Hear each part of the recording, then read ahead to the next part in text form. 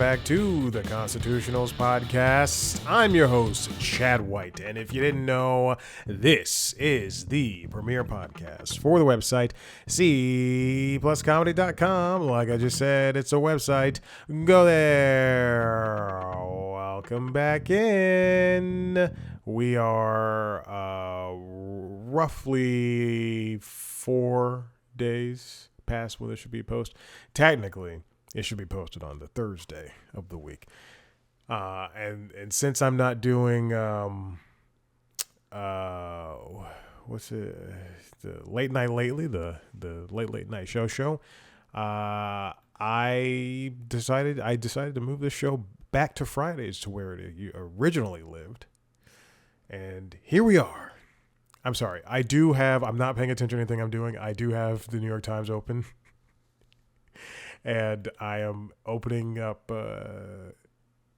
stories that I want to read later.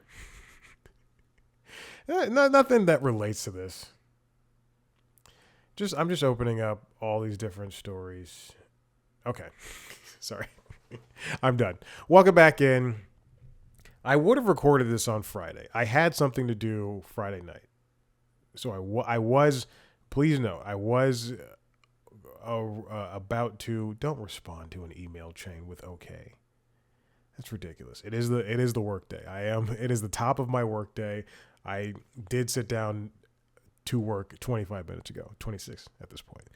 And as I was answering emails, I was playing a YouTube video, I was watching a review of a Garmin device called the Garmin Circa. I was watching a 26-minute review of it. And then I said, I have to record this podcast. Anyway, I was gonna do this on Friday. I had to do something at 7. And then I had something to do prior to that. And that something was going to see the movie La La Land. That's right, I saw La La Land at my local AMC Cinemaflex. It's the 10th anniversary release of that movie. I was so elated I'd been planning to see that movie, and thank God. It was my last summer Friday where I had a day off, but I was still getting paid, and it was my last one for the year. And I decided to spend it doing as much as I possibly could. Oh my God. I got home from the gym, and I basically just started running with everything. I took Maverick for a walk. And then I stretched and had took a shower, had some breakfast, went grocery shopping, and then immediately came back. And I have a monthly maintenance schedule where I take care of a lot of things. There's a lot of stuff I do on a daily basis. There's a lot of stuff I do on a weekly basis. There's stuff I do on a bi-weekly basis. And the monthly basis stuff includes washing the car, washing Maverick, and just general mopping. Bi-weekly is just cleaning, deep clean of the bathroom and the kitchen. I have not gotten to the kitchen yet. Yesterday I did do the bathroom prior to going to go golf. No, excuse me. Yeah, it was prior. No, it was after. That's right, because I was trying to rush to get to the pool. Anyway, I'll talk about that in a second. But I washed Maverick and I washed the car at the same time. You might think that is, you might fall into one of two camps. It's that makes sense and it saves time. And doesn't the inside of the car get dirty because Maverick is in there after I've washed him and he's in there shaking his little butt around? He follows me from the front of the car to the back of the car because he's in there and I have to roll the windows up because I'm washing the car. So he's in there for max 10 minutes. But he's like going from the front to the back and he's just like watching me like shoot water at the car, and then I pretend to shoot him in the face. And then I'll wipe down the car. The things that I do even on a daily basis, I kind of get to it and do it. The things I do on a weekly basis, oh God, it's, besides the laundry, stuff like clean the espresso machine. You have to clean those things. and I do a deep clean every few months. But I run.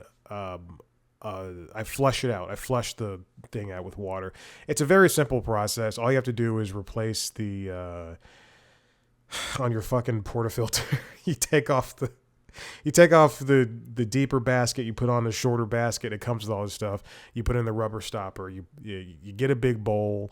You put the milk frother in there as well, and then you let it flush, and it does it automatically for 5 minutes. But it is such a goddamn hassle doing it every single week, and I try to do it on Sunday nights or Monday mornings because I don't make espresso on either of those days. But it's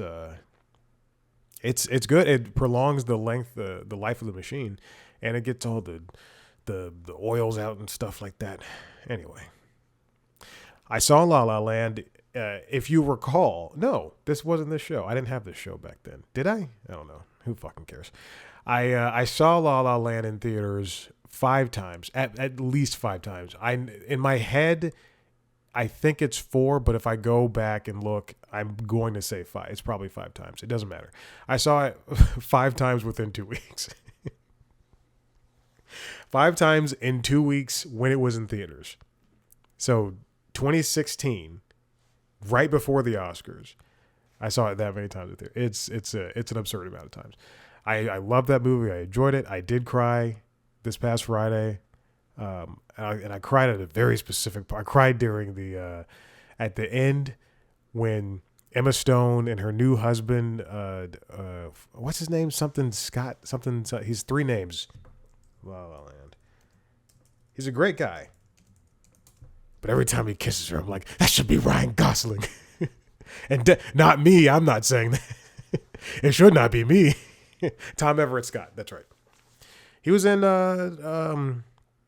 Andrea Savage's. He played her husband in I'm Sorry, which is a wonderful sitcom that was on a stupid network that should not have been on. But at least it had the 2 seasons it had. Anyway, and they go to Seb's, Ryan Gosling's new jazz bar that he wanted to name Chick on a Stick, but he called it Seb's, and that realization when she sees him for the first time and he sees her, love that goddamn movie. Now, do I own that movie? I do. I own it 2 times over. I own it digitally in 4K, and I own the Blu-ray. But I wanted to see that movie in theaters, just in the same way I wanted to see Hamilton in theaters. In the same way I wanted to see... I guess I never saw Hadestown on the stage. I did see it in theaters. I'm so glad that movie, the filmed version of Hadestown, rather, did well theatrically. It's $20 million, which is bad for every other movie, but great for a stage adaptation, a filmed stage adaptation, because it broke box office records.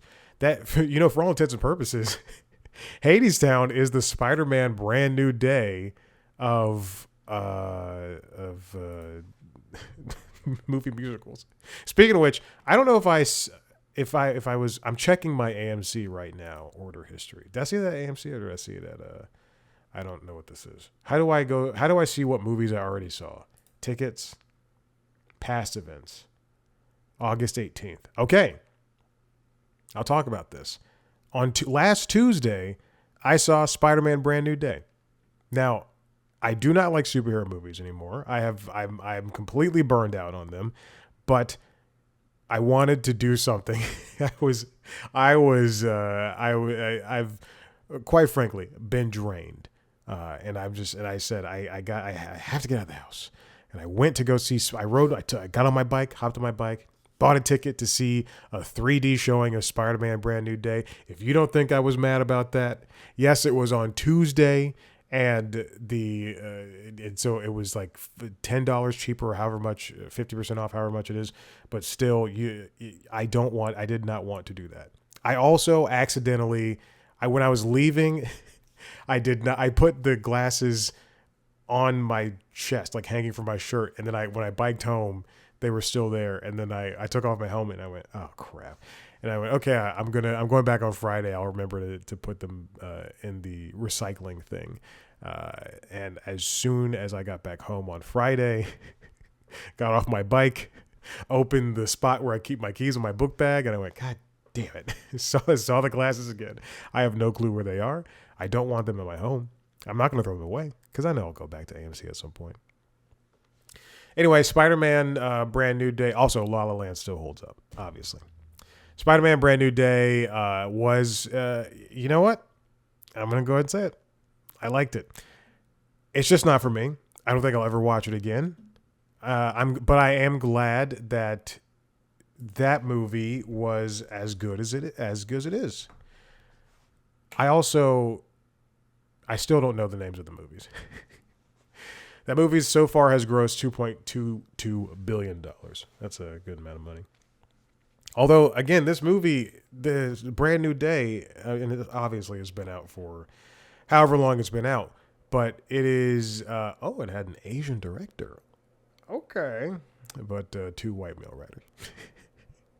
But as good as that movie is, it is very much a fourth movie in a franchise, and it is very much, however, like a 38th movie in a series of movies, to the point where, I know who the Punisher is, I know who Hulk is, I know who Tombstone is. I'm so glad they had a great representation of Tombstone. This movie. Let me finish my thought. But when Punisher showed up, the entire time I was just thinking, why is he here? How did they meet? I don't need a backstory on that, but I would have preferred if you were going to put a TV show character in there, like one of the MCU Marvel movie TV show people, do Daredevil, or at least have Punisher be like, you're worse than that blind guy that I'm friends with, or some shit, And at some point, have Bruce Banner be like, ugh, a girl Hulk, I know this one. I don't know, man. I did appreciate seeing a bunch of low-level Spider-Man villains pop up. See, this is my thing about comic book movies, and this is why I really like two of Zack Snyder's comic book movies, which are Batman v Superman, Dawn of Justice. Watch the extended edition. Don't watch the regular one. And speaking of extended, his Justice League Snyder Cut extended edition. I want my comic book movies to be messy. I don't want them to hold my hand. And goddamn, Brand New Day holds your hand like crazy the entire time. There's no mystery anywhere. The only thing I was interested in seeing was whether MJ and Ned were going to be able to remember who Peter was. Because otherwise, as soon as Sadie Sink pops up and does her stuff, even in the background, I'm just thinking, oh, that's what Jean Grey does. They're making a different version of Jean Grey. Like, oh, there's Black Widow. She's going to say something rascally and funny. And, oh, the bad guy is obviously going to be Tremel Tillman. I was surprised to see May Parker in there, to see Marissa Tomei. I'm glad that they were able to fit her in somehow. That's wonderful. But it felt overstuffed, and there were moments that I'm sure could have been cut, but for 2 hours and 25 minutes, it did move along pretty swiftly. So I credit Chris McKenna and Eric Summers, and those are the writers, and the director Destin Daniel Cretton for doing an excellent job at keeping the pace moving along. And I'm glad there were no post-credit sequences. That's you don't need all that stuff. It's the fourth movie in a franchise that's probably going to have 6 movies, and that's a sub-franchise in a larger context that is the fourth. That is a 38th movie. I'm just making up these numbers. I truly don't know. Well, we do know it's going to be 6 movies, and then he's going to pass it off to somebody else. I did like seeing Smart Hulk.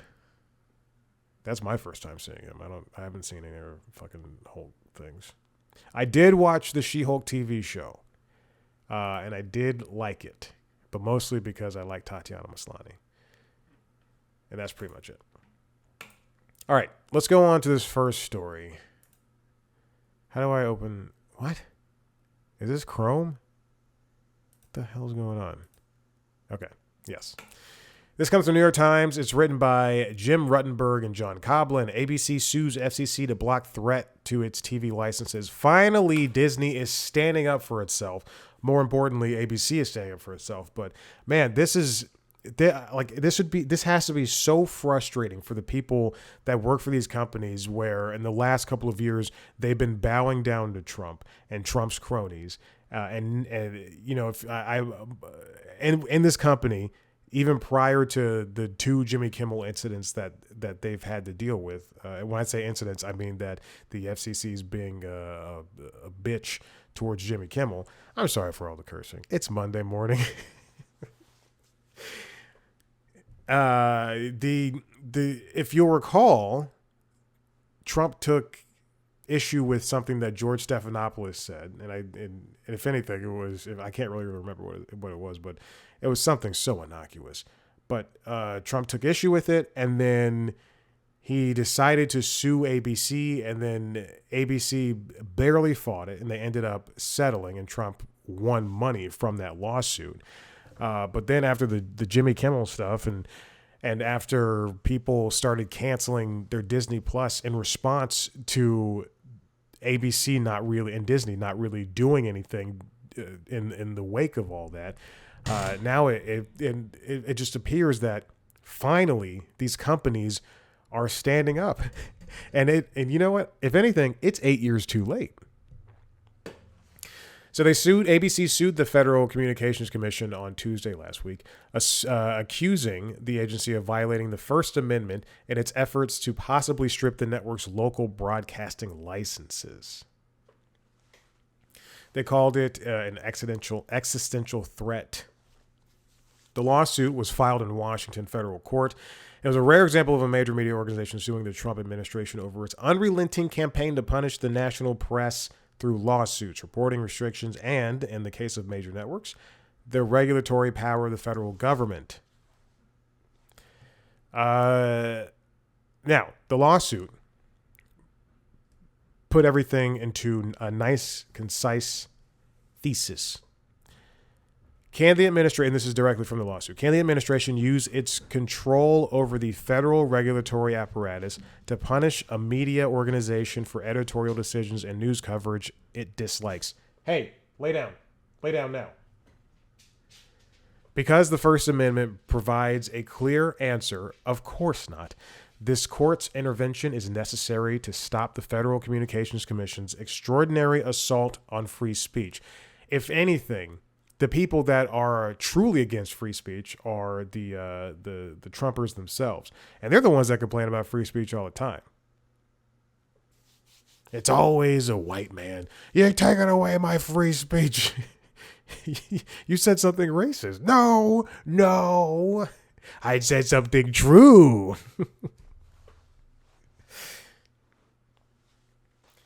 ABC owns and operates 8 local stations across the country, including in major markets like New York, Los Angeles, and Chicago. Like all local stations, they can operate only with licenses controlled by the FCC. If you'll recall, Brendan Carr is the FCC chairman, and he was Trump appointed, and he is basically leading the way for how the FCC and on a larger capacity, how FCC is essentially running the companies that it's supposed to just regulate. And by that, I mean they're allowing for big mergers like Nexstar and Tegna, and Charter buying Cox, which is something we'll talk about next. And it is just, it is not how things should be run. If you recall, a couple of weeks ago, The View on ABC was going to be subject to regulatory review because the FCC and Trump's opponent, or Trump's friends, said essentially that the network had to, or excuse me, The View was not giving equal time to people on the right. And the equal time rule is more or less just if you have somebody from one side of the political spectrum, you have to have somebody on the other side of the political spectrum on your show, and they have to have equal time. So if SNL has Hillary Clinton on, if they have Trump to host like they did when he was running for president the first time, you had Trump on to host. He can only be on the show for a certain amount of time, and then you have to allow Hillary Clinton to be on the show for that same amount of time. How about don't have Trump host? And Elon Musk. Now, those were, quite frankly, and I'll say this I love The Simpsons. I watch The Simpsons every single day. 36 years. I watch from episode 1 all the way up to episode 800 and some odd, and I watch it every single day. That Elon Musk episode is an episode I truly do not watch unless it is on FXX or if it's on Disney Plus, the streaming on the Simpsons channel. I will never go and choose it. I have no interest in watching it again, and I'm so disappointed that they even had him on. And again, it was a different time. It was a different time where we accepted that guy. But even when SNL had him host, and he's like, I have Asperger's, clap for me. Like how I did not support that. And I don't care if he has Asperger's. Sue me. That doesn't make him a good person. All right. Oh my gosh. The federal judge assigned to the case, Lauren L.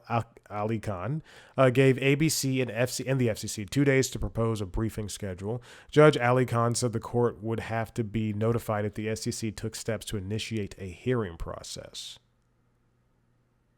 Okay. I'm sure there's going to be some type of trial set for next year at some point. But stand up. Finally, these companies need to stand up for themselves. There's a fruit fly that's been flying around here for weeks, and it's pissing me off.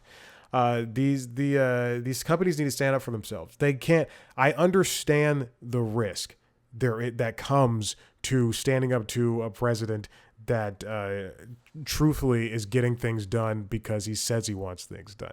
Like if I were on a plane, if I was getting on Air Force One and then I learned the following day that the president pretended to get on Air Force One and then got on a fake plane because there was a threat to Air Force One, do you know how mad I would be? Truly, it'd be an Attica situation at this point. I get Attica and Gattaca mixed up. You remember Gattaca? That's a great movie. But Attica is a completely different thing. No, truly, I'd probably be in jail for something. You want to see a real threat? Let's continue on with this FCC thing. This comes from Variety, written by Todd Spangler. Charter closes $34.5 billion Cox deal and cable mega merger, company to adopt the Cox Communications name. Now, I have not seen, regarding the last bit of that headline, no one else has reported that Charter will become Cox Communications. I've only seen the deal referenced as now this new company under Charter's name, blah, blah, blah. But I'm if any company, out of the two, if either company is going to be changing names, it would have to be Charter, because I don't think, well, first of all, they changed their name to Spectrum. They changed the cable, I believe, the cable and the internet to Spectrum a couple of years ago. So why not just change the name again? Also, I think Cox has more of a goodwill situation, but that's kind of like saying that's kind of like saying, hold on, I'm going to find a simile. I will find a simile. Cox has a better will situation with its name, but that's kind of like saying, Jesus Christ, I can never do a simile when I want to do a simile. This is ridiculous. I'm so sorry. I'm sure I'll find something. So the deal is valued at $34.5 billion, and it comes after the California Public Utility Commission voted last week voted to approve the transaction, which was the final federal and state regulatory approval needed. Wow, this deal was announced way back in May 25. Wow, that's crazy.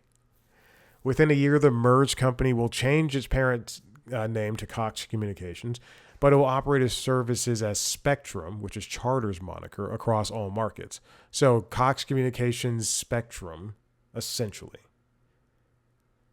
Like if you, when you call into Spectrum, inevitably to be like, hey, my internet's not working. Hey, my cable package is too expensive. The company will remain headquartered in Stamford, Connecticut, and while keeping a significant presence, in quotes, in the Atlanta area where Cox is based. Cox is based, their offices, I believe, are in Sandy Springs.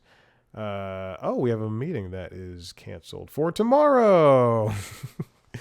It's, Cox is interesting in that they never hired me to do anything. Cox is also the parent company, I believe, of WSB and AJC, the Atlanta Journal-Constitution, and WSB TV, which is one of the highest rated local news organizations. Again, who would not hire me? Same thing for AJC. But you better believe that they're going to want interviews with me soon enough. And I'm going to say, no, you didn't want to hire me. So here's some more information. Charter said that to welcome new customers, the company will offer a 1 year of free mobile service to Cox Internet customers. Mobile service who don't already subscribe to Cox Mobile. Cox has a mobile service? Ugh. Do not subscribe. Don't ever do Cox Mobile. I believe also Xfinity has a mobile service. Don't do it. Don't do it. Just do one of the big three. And this is coming from a guy who's on Google Fi. Just do one of the big three. Yes, it's going to cost a lot, but at least you know what you're getting with Verizon, AT&T, and T-Mobile. In mid-September, Spectrum plans to launch, quote, its entire suite of products to all consumers in former Cox markets. Bad streaming, bad internet. Oh my gosh. I'm going to scroll down because I know I'm seeing some stuff that doesn't. Anyway, this is all huge, and it's just it makes choice for the consumer a lot smaller. This is again. I'm going to liken this to what's happening with Warner Brothers Discovery and Paramount Skydance. Whenever we have these companies merge, you're taking choice away from the consumer. And while these companies are going to paint it as this is pro-consumer, we're Disney buying Fox assets is going to be great because now we can have all these characters in the MCU. That doesn't make things better. Like it's not Paramount Plus and HBO Max, whatever they merge into, is not going to be a cheaper product. It's not going to be a better product. It's going to be a much more expensive and ballooned product that's going to be painted as good. Like, hey, we're competing with Netflix. We're competing with Disney Plus. This is what you're getting. Now you have Showtime and HBO and all these great movies and TV shows. SpongeBob's hanging out with the Adventure Time guys. That's not going to be good for you. You don't want Apple to control everything. You shouldn't put all of your stock in Apple. You shouldn't be like, I only use Macs and iPads and iPhones and Apple One subscription for Apple Music and Apple TV. You should want to, but you should also be able to divest your interests. You shouldn't be stuck doing one thing in one area. I mean, it's kind of the way, I love Peloton, and I talk a lot of shit about Peloton, but I will not own a Peloton machine because I don't want to be stuck in one avenue of doing whatever the fuck it is I do on Peloton. I do want to. There is a new machine. I don't know if I mentioned this. I have a new machine over there, way over there in the corner. I did some maneuvering these past couple of weeks. It is a Rogue Echo bike. I got a sick fucking deal on it. I got the best deal that I have ever gotten on a piece of machinery that I've ever gotten out of all the stuff I bought from Facebook Marketplace. This is the best deal I've ever gotten. I did have to put some money into it because it was rusted to crap. But it is a very good machine. Well, it's a good machine. this thing is it's a good machine. But after the money I've put into it now, I had to buy a new seat post because that was rusted like crazy. I had to buy a new seat. That was rusted like crazy. I had to buy a new horizontal sliding tube so the seat can move forward and back because that was rusted like crazy. So on top of the $157, I think I put into it, I paid, let's just say I paid less than, I paid about a third of that for the bike, for a bike that costs $800. Anyway, but that's a new piece of machinery I have that I can't wait to use when the sliding seat post thing comes in on Thursday. I hope it's sooner than that. But you shouldn't want everything to be in one place. And I watched an episode of Last Week Tonight, the last episode before they go on break until late September, talking about where John Oliver was talking about subscriptions, and everything's become a subscription. You know, it's very true. We all see it. There's a note-taking app I love on the iPad and iPhone, and now it's on Android and the Mac. That used to be, you buy it, you put money, you pay $10 for it, and then you have access to like just, the app. And now, thank God I was grandfathered in, but now it is a subscription-based app, and it is, it's not worth it. It's not worth the subscription. Same thing for the workout app that I use to catalog my workouts. It's thank God, again, I was grandfathered in, but paying a subscription for that app that's never updated is insane. But you don't want to put all your eggs in one basket. That's not good. So to have these mega mergers happening, this is never going to be a positive thing for the consumer. All the money changing hands isn't going, like those billions of dollars, it's not even going to the VPs. It's not going to the upper management that are championing this deal. That money is going to the big men up top, the big white men up top who are in charge of these acquisitions, and the people below them will never see, more than a cent of it. It's not going to help out. It's not going to help out jobs. In fact, it's going to probably ruin jobs. All right, I have one more story I want to talk about. I swear, New York Times. I'm telling you right now, I'm a subscriber. Okay, speaking of subscriptions, I'm a subscriber. If I see one more goddamn family plan pop up, I'm going to lose my shit. This comes from The Athletic, written by Matthew Futterman. U.S. Open ticket prices are skyrocketing from grounds passes to luxury seats. This is why. Being a fan of a sport, like being a real fan of a sport, has become so expensive. You can't even go. I can't go to a Hawks game and get a good seat because at this point, going to a Hawks game, going to a Falcons game, basketball, football, it's tennis, it's hockey, all this stuff. It's become, in soccer especially, the World Cup especially, it has just become, let me show you how much money I have. Let me show you where I am, what I'm doing. I'm interesting. Don't you think I'm interesting because I'm at this World Cup game? No, it doesn't make you special. It doesn't make you interesting. There's 100,000 other people there. Who cares? He says before, because I'm going to the FedEx Championship this week, at the East Lake Golf Club. But I go there every single year. All right, it's my thing. I love it. I take pictures for myself. I take videos for myself. I'm like right here with Scotty. I see Colin Morikawa. I put my hand up. I'm like, let's go, buddy. The ticket prices for the U.S. Open, and I'm going to extend this also to Wimbledon, are insane. As Futterman writes here, a quick glance at the fourth Grand Slam of this year's website this week reveals sobering numbers for the first big day of action on Monday, August 31st. I looked over, I was like, is this day? Can I turn on the TV? A grounds pass with no guaranteed seat on any court, stadium or otherwise, is going for $360. The face value is $65. The upper deck seat at Arthur Ashe Stadium is $326. And then as you go down with any kind of view, that's going to get closer to $518.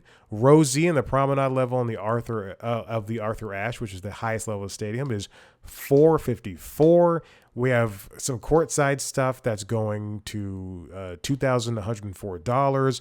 Luxury suites that are $1,236. It's like, if you look at the map here that Futterman provides. Did I kill it? Oh God, I hope I killed it. If you look at the math here that Futterman provides, you'll see that it is the numbers are crazy. These are numbers that, even that 454, I paid for an expensive Taylor Swift ticket. I paid for an expensive Bruce Springsteen ticket, and they've not cusped those numbers before. There's some price relief for in the other stadiums, not the Arthur Ashe stadiums. Remember, this is New York, and there's like 3 different stadiums where they play. You could, if you wait it out, because remember, matches go until the evening time. At 6 p.m., you can get a $25 ticket, and then you can stay the rest of the time that those matches are happening. Again, it's become a very expensive, look at me, look what I can do, look what I've done thing that truly just kind of paints these live events, these live sports, these concerts as less than special, or at least for me, less than special, by taking the focus off of what's happening in front of you and really just showing, oh, hey, look at all these rich people. If I watch a lot of tennis. I watch a lot of golf. I watch a F1 and all that stuff. And just the cuts to the crowd to see the samey looking, brunette people, blonde haired people, all, investment bankers, influencers in quotes. All of these people all look the same, and it's a fascinating peer into the upper echelon of sports fans in quotes and rich people. Futterman points to the popularity of live events increasing since the pandemic, which is very true. After the pandemic, when people had a little bit more extra funds in those years following, people went out, people did things, and that's still happening, but not so much so. They're really just spending money on the things that they want to see. Otherwise, everyone is saving, but people are spending the money. Case in point, I tried to get Phoebe Bridgers' ticket. I was a fan of hers before. I was a fan of hers when she was putting stuff out on friggin' Bandcamp. It's ridiculous. I bought that Boy Genius album on Bandcamp. You know why I know that? It's because you can go to my account and you can look at it. And you can go to there's a hard drive over here that has some C+ comedy stuff on it. And then it also has that one album. And also, I think 2 Louis C.K. specials. I think there's 2 on there. I know there's at least one. But I remember when he was selling his specials on his website, I spent the money. It was a big deal for me because it was like $10. I get to keep it, or however much money it was.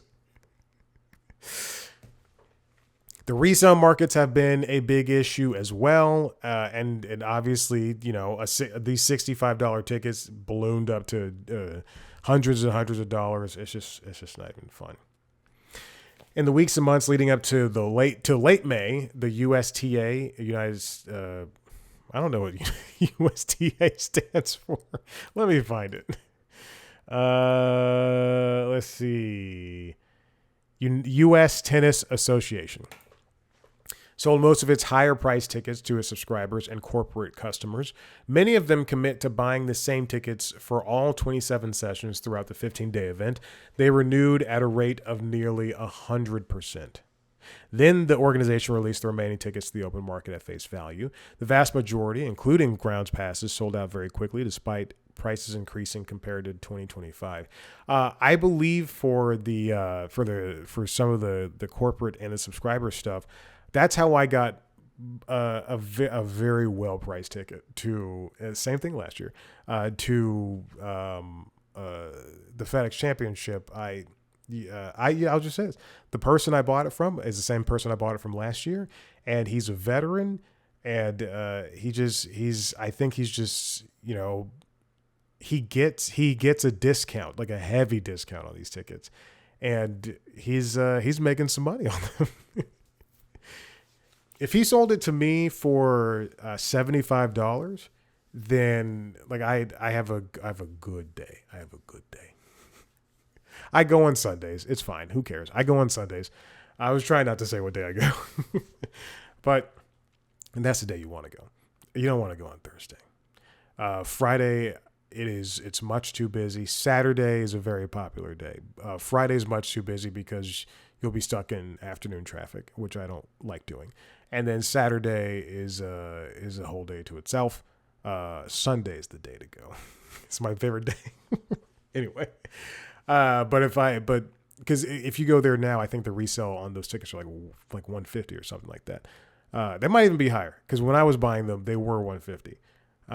Anyway, but so this guy's probably, he's probably getting it for $50, and then or even $60, and he's even trying. That's the benefit of the doubt, and then he's making $15 or $25 off of me buying a discounted ticket. But even still, I'm saving much more money. Oh my God. Futterman includes another chart here. If you're looking, you can see that the grounds pass and the average resale value on Ticketmaster from that face value grounds pass is up 305%. Promenade goes from 118 to 382. That's 224%. The grounds pass is 65 to 263. That's 305. Lodge seating is 241 face value, average resale 569. That's 136%. And then as you get higher in the courtside non-club and courtside club, those only go up 27% and 12% respectively. But the non-club is 563 to 715. That's 27% jump. And then the courtside club is 2333, and it's only up 12% to 2621. But it's it just feels, I say it again one more time. It feels as if these are just things for people to take pictures of and be at and say, hey, look at me, I did this. Fetterman also points out that Hamilton, those tickets were super duper expensive. Even still here, when Hamilton tours, they tour, and the places where the cities, I guess, where they go, they're there for a month. At least in Atlanta, every single time they've come here, they've been here for a month at a time. This September, they'll be here for a month, and while I can get decently priced tickets up close on the floor, I sit on the floor. I don't want to sit with the poor people in the balcony. That's where the rich people used to sit. I don't want to sit with the poor people in the balcony. I want to sit right up close. But even those tickets are hundreds of dollars. An NBA game is, he says, Futterman writes $300. Again, as I've said before, a Hawks ticket, I'm not sitting up in the rafters. That's not happening. I'm too old for that. I want to sit as close as I can afford. But even still, that's going to be a couple $100. The only way, Pearl Jam tried to fight against this, but then they eventually acquiesced. This is back in the early 2000s. when they were against Ticketmaster. And then Zach Bryan tried the same thing. I think his was more successful rather than the Pearl Jam one. Taylor Swift tried to do it too, but it's until, and I think Ticketmaster, Live Nation, they lost that lawsuit, right? Live Nation lawsuit. Let's see. Lawsuit. Let's see. After the verdict, this comes from After the verdict, Crowell is a law firm. After the verdict, navigating the Live Nation Ticketmaster antitrust fallout. So, antitrust risk is independent. Litigation is far from over. Stakes remain high. Anyway, I think they lost that, didn't they?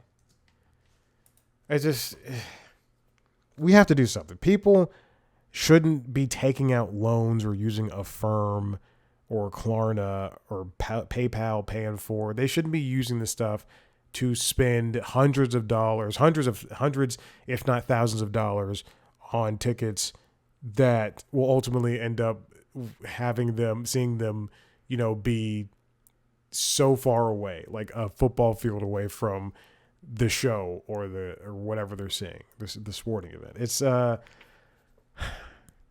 this is why we need more regulation for this type of stuff. And these numbers are sickening. Okay. Listen, I'm done. If you like what you heard here at the website, cpluscomedy.com, where you can see me talk to famous people sometime. We have a couple of interviews coming up, but you won't see the results of that until early September. Maybe, is it next week? Interesting. That's something for me to look at on the calendar. It's 11/11. Make a wish. Anyway, you'll have some interviews coming up with some special people. I'm going to be doing a junket. That's the thing. I hate junkets, but whatever. If you want to see a video version of this show, go to youtube.com/cpluscomedy, where you can see me talk on a microphone on several different shows, including Late Night Show. There's a monologue now. It's on a break. And LinkedIn Logs, the Jobs and Business News podcasts, as well as the video versions of these interviews under The Interviews. Subscribe to those shows wherever your podcasts. Follow us on social media at C Plus Comedy on Blue Sky, TikTok, Instagram, and TikTok, Instagram, YouTube. Me on those platforms at Chat Black White. Blue Sky. Thank you so much for listening. We'll see you next time. Bye.